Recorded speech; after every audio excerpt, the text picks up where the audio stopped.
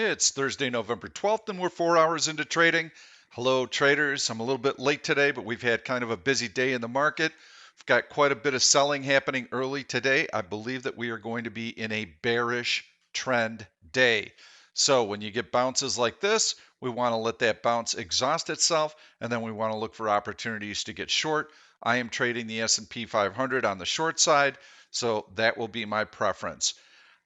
The character of the markets changed pretty dramatically in the course of the last few days. Everything was peaches and cream last week. It looked like the election results were going to be pretty concrete. It looked like Republicans were going to retain control of the Senate. That's good because the tax cuts would remain in place. It also looked like, hey, we've got a chance to maybe negotiate a stimulus bill now that we have all of that behind us. Hasn't happened. Everything is in a flux. We've got runoffs in Georgia that will determine who controls the Senate. We've got the election being contested.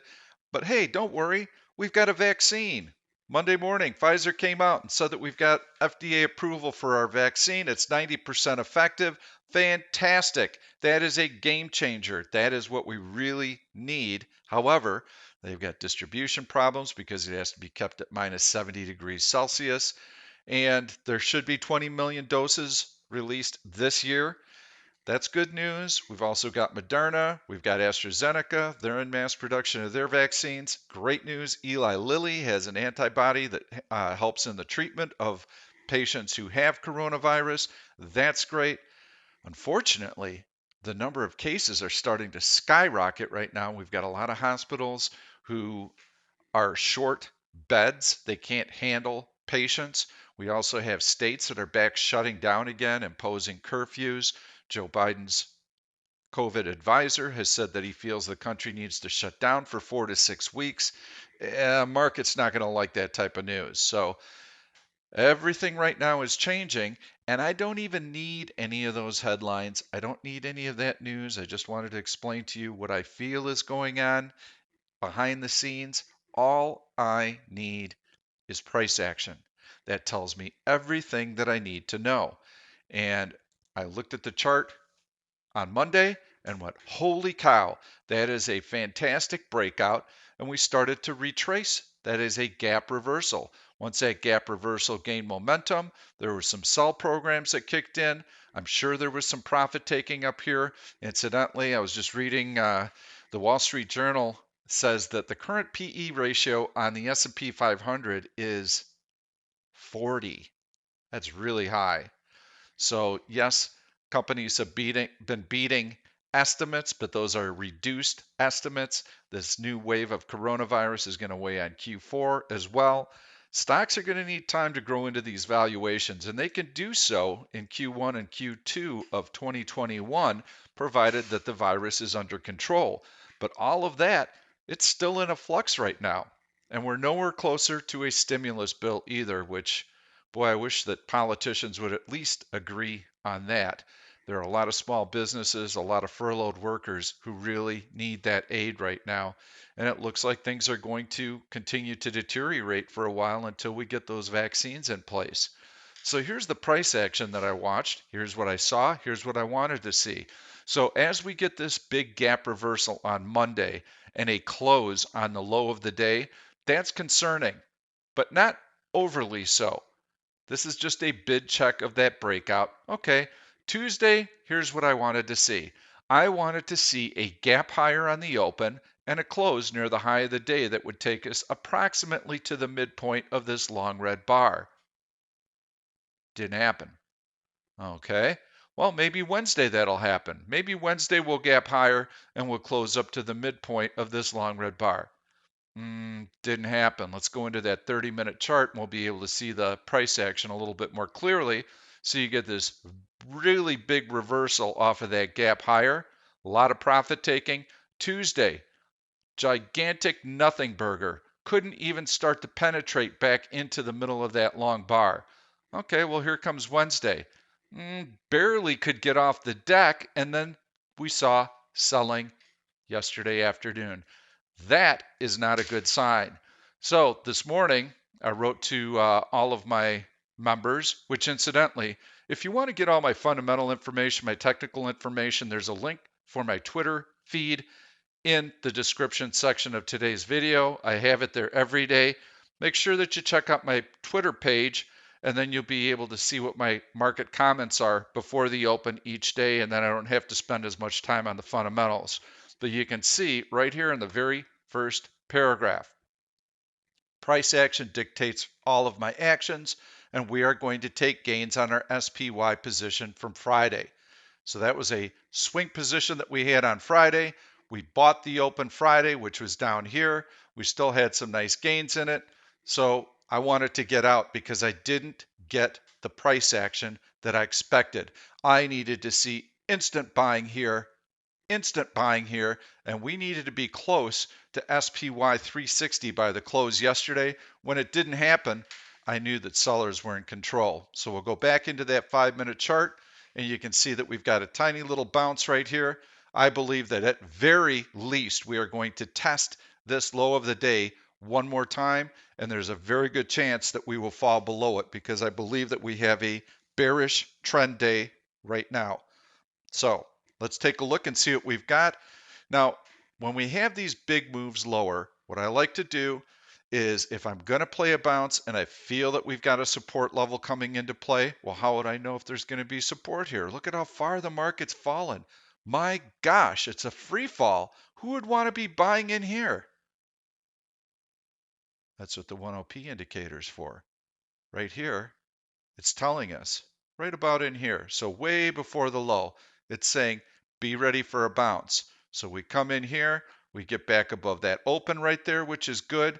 And you've got a little opportunity to play a bounce. So then I would go in and I would take a look at my bullish searches and I would go into relative strength 30.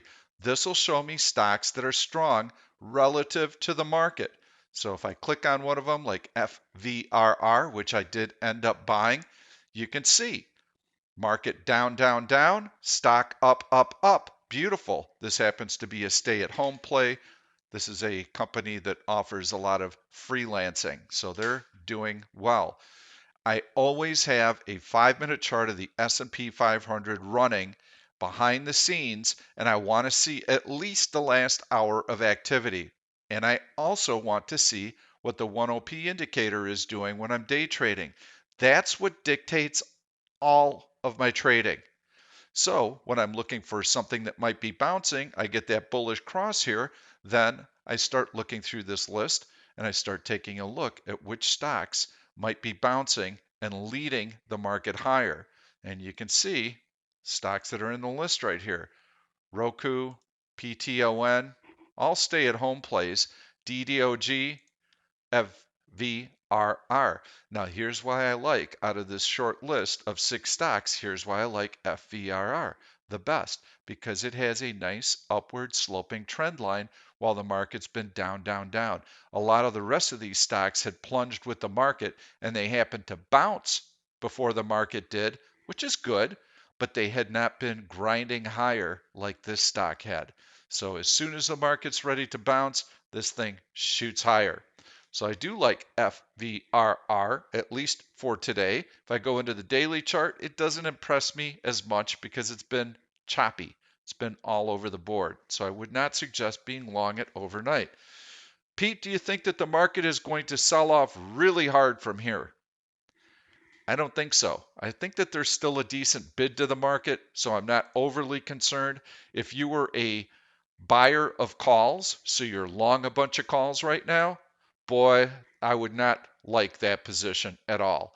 But if you're selling out of the money bullish put spreads on strong stocks that have very strong technical support, and you're selling those bullish put spreads inside of a 3-week period, even a 2-week period, better yet, then you've got accelerated time decay working in your favor. You've got relative strength working in your favor. You've got breakouts in the stock working in your favor. Hopefully heavy volume working in your favor. You've got time decay working in your favor.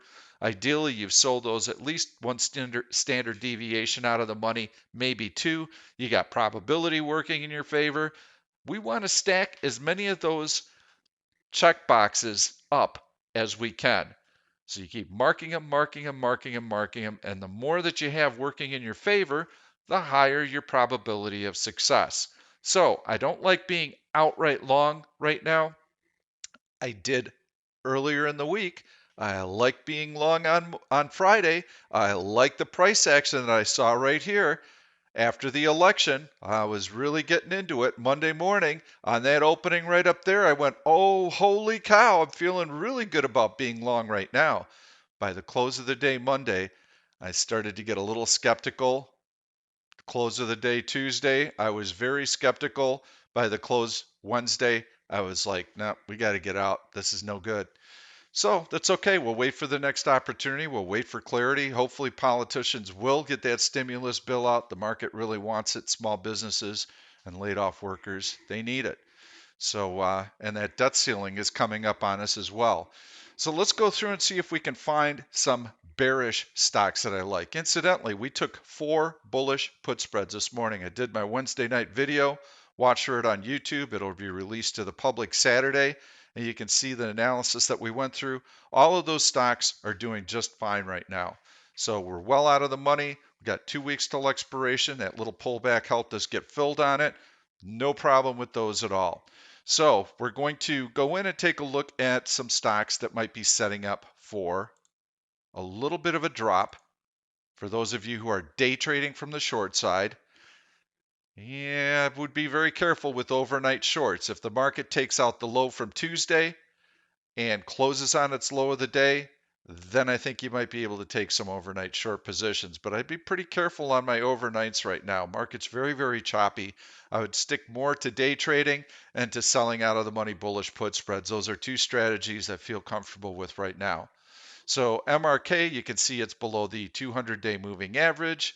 That might not be too bad. I'm looking at week after earnings. See what we've got here. I want to key off of stocks that are down. I don't want anything that's up. Both above major moving averages. This one's below major moving average. ZNGA, below that horizontal support, below the 200-day moving average, but not really gaining any traction today. You can see the stock is just barely down today. Might be okay. We can find better. We're just going to continue to take a look. All I'm going to do is click through and click through. JP Morgan, you can see how it is starting to roll over after a big gap higher, and that was from Monday, and it's coming back into the gap here. May not be a bad short. Still looking for something that's got more direction and pace to it. Home Depot still within this range, so no go there. I want to see something that is broken down below support. Intel, you've got a bearish flag formation. So you've got your pole right here, got your little bounce here, you got your upward sloping trend line right here that's been breached to the downside. Yeah, I think Intel may not be a bad short in here. Got a major support level on Intel that it has to fight with. Trip, I did short this morning, made a little bit of money on it. This is a travel and entertainment stock. So given that there was a rotation in and now a rotation out, yes, that probably would set up. It's very choppy stock. So on an intraday basis, sure, I may short that. Not seeing a whole lot that I like on the short side here. Pfizer, I wouldn't short. I mean, they just came out with the news on their drug. NIO has been so strong. I would not short that stock. This requires a major topping formation, like a double top lower high with a breakdown of a trend line. Only then can you short it. This has been a long that we have made a ton of money on in the chat room pretty much every day. mRNA, no, nice breakout.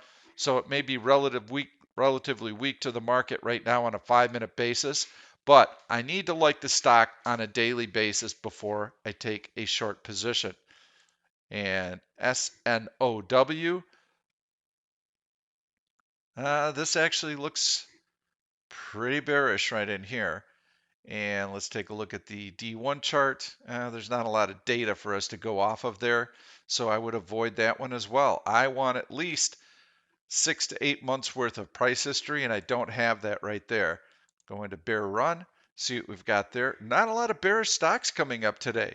So that tells me I should probably be tempering my bearishness. I should not be taking on a lot of bearish positions, which is consistent with my viewpoint also. So these searches, when you start seeing a lot of results on the long side, it tells you probably should be long. When you start seeing a lot of results on the short side, it tells you probably should be short. When you have not a very small handful of bearish candidates, it's telling you probably should not be taking a lot of bearish trades. We'll go into custom search. I always like to leave you with at least a trade and show you how I find some of these trades.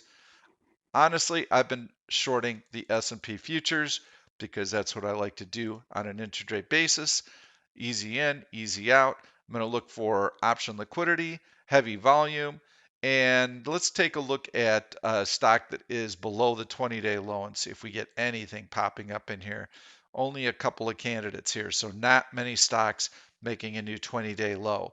Let's see if we've got stocks that are weak relative to the market on a daily basis and on a 4-hour basis. And here we have a few more stocks to take a look at. So this will be the list that we use. And now we're going to start clicking through some of these results and see if I can find you one that's going to set up well for a bearish trade. So first we've got AAP. Got that horizontal support level right there on the 100-day moving average. That's a takeover. AUPH is the next symbol.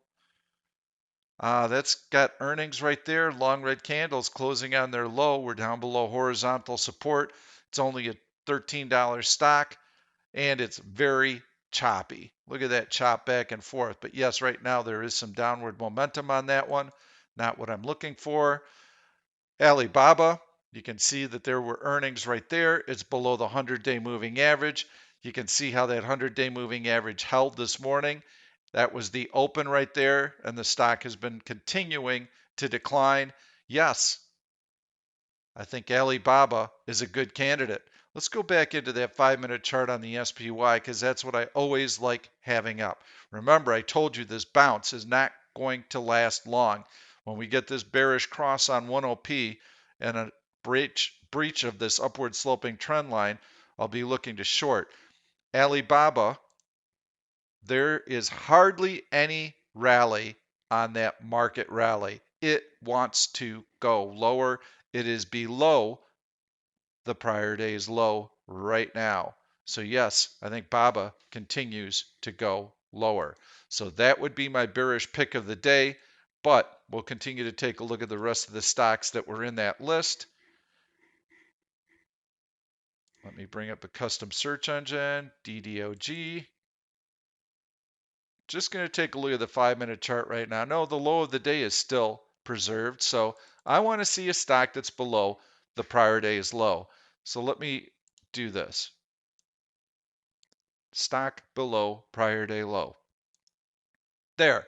That makes it a lot easier for us to go through and to view these results. And right now we're looking at McDonald's. And you can see very steady selling. Go into the D1 chart. But you have to be careful with McDonald's. Yes, you could trade it from the short side intraday, but it's got to break below that 100-day moving average for me to have interest in it on a longer term basis for a short. Okay, well, so what do you do with that information? Well, I come in here and I click GTC. I find the low from this day. I double click it, and now I will have a alert when that price point is violated and the stock will be below the 100-day moving average. So it will let me know when I get the pop-up alert says McDonald's breaches an alert line, then I can look at it and go, oh yeah, below the 100-day, below horizontal support. Yep, it's a good candidate.